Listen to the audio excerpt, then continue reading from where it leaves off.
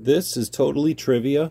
It's a complete trivia game, and this is a nice one. All you have to do is slide the box out of the cover, and you've got the cards, 900 questions on cards, organized here between rock, TV, fun, people, science, past, present, nature, places, games, film, and pop.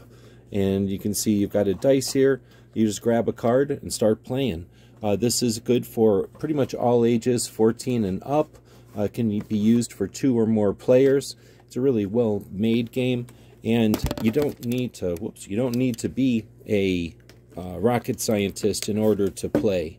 As you can see, you've got 6 questions. You roll the dice, you get the question. There's 6 per card, 88 cards, or I think more than that. Got a whole bunch of questions here. A lot of fun to play. Good, clean fun. Hope this helps.